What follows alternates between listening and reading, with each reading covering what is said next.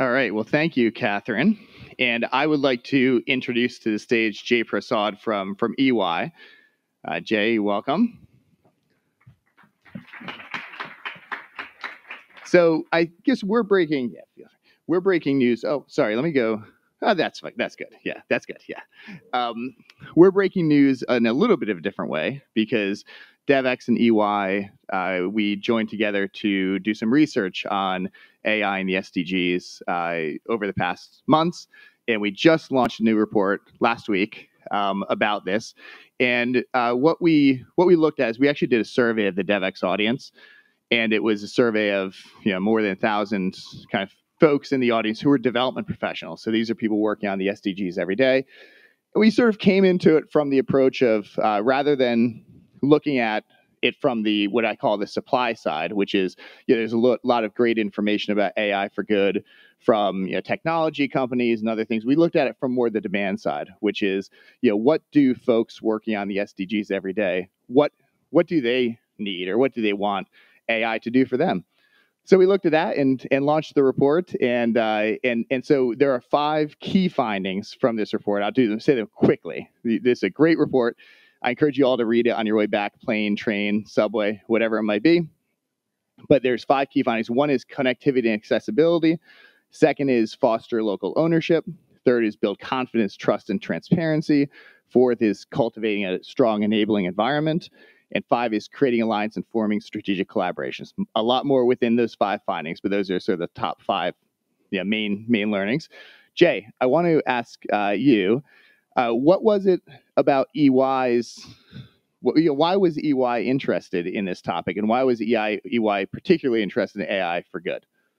Well, Alan, thank you. And thanks, everybody, for having me here today. I was just reflecting on your picture. Right there, Alan. I know I look a lot younger there, and I was. It does call your attention. It's great to be here. It's good to see you. And we do have a wonderful collaboration. And I was lucky enough to participate in some of the work with you and some of the meetings we did. So we're very interested in this because let me go back about 1.5 years, and I'll talk a little bit about how we approached AI. And so once the ChatGPT happened and we all started using it, and then every organization in the world figured out pretty quickly that it was going to have far-reaching impacts. So we said, we need to do something. We need to do something quickly.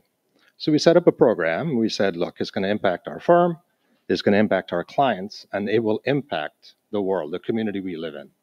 So we set up teams for each one of them. And then within that third pillar, we said, we have a responsibility to make sure that this is done properly. So while businesses will move quickly and try to get to profit as quickly as possible, the last speaker made a good point, right? If you move fast without bringing everybody along, you're going to have problems. And so on his point about language models being inclusive, you can get to results quickly with English, with Mandarin because you have lots of capital. But it's really important, and it is starting to happen, that we do those in multiple languages because of the culture of each of those peoples. And so we figured we have a voice, and we have to use that voice, Alan, and that's why we collaborated with you and with other organizations to come up with some data that we can then focus efforts in a more balanced way. Mm-hmm. Are there any of those 5 findings I mentioned, those top-level findings, that you find particularly interesting in your work or just personal interest?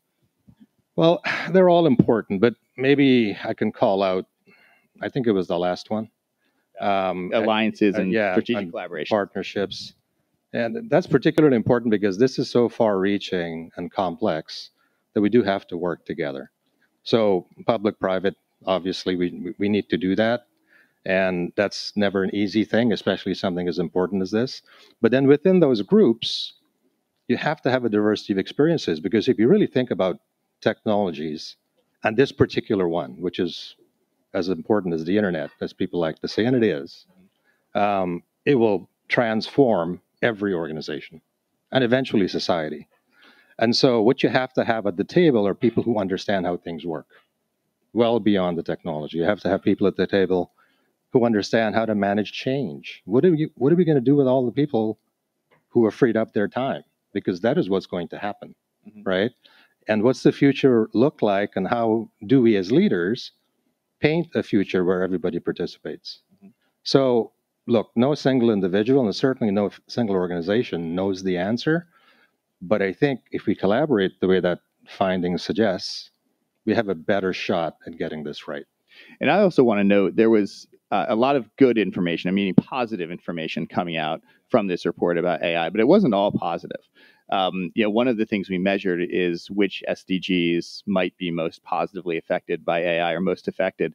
And I mentioned in the previous panel, education, for example, SDG 4 was one of the ones that was cited as being most positively affected. But the reducing inequalities, there was a lot of concern about that. The AI can actually exacerbate inequalities. What do you think about that? Do you think that do you think that we can, what can we do to strive to make sure that we don't exacerbate inequalities using AI? Well, I like to think I'm an optimist. So on your first point about how it could actually help. So there are studies out there. There are many of them right now. And people are talking about this, that what we're seeing with AI is that it kind of helps the non-experts. Or if you want to talk performance, people who are not sort of the shining stars, it makes the others, it takes them up to that level. If you take traditional education, it's a rote process where you memorize and you get things done. AI can do a lot of that if you missed some of the formational processes. So there's good there, right? Because it can help you to catch up, whether it's within this country or others that may not be as developed as this one. At the same time, when you train the models, and if the training information is biased or it has issues with it that threaten fairness, you're going to come up with bad results, right? And I think that's what people are mostly worried about. So if you look at the websites of all major organizations, you'll see principles of, responsible AI principles, fair AI principles, whatever they are.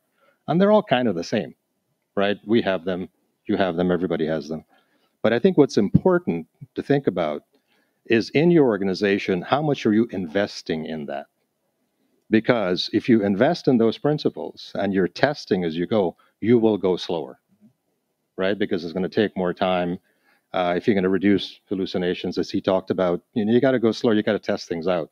So I think you have to be careful, those of us that are working on this, to take the time. We don't have to get there tomorrow. We will get there, but I think you have to invest time, effort, resources in making sure those principles that we all say we like and want are applied.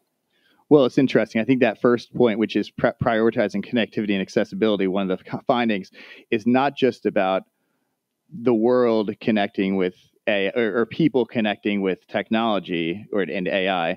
It's about making sure that the technology can include the people. Yes. Right. And it goes both ways on that. It does. It does. And there will be bumps on this road.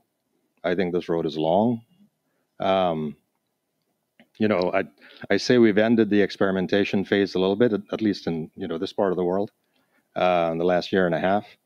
I think people are now realizing that it takes work, right, to get this right. So the fact that we're having this discussion, I was in another talk this morning where a similar discussion was happening. I think is a good thing because people are focused on it, and over time it will go both ways. It will, optimistically speaking, but the foot's got to stay on the gas on the responsibility side. Well, we always like the optimism. So, Jay, thank you for joining us today, and thank you for this partnership. We really appreciate it, and please join me in giving him thanks. Thanks, everyone.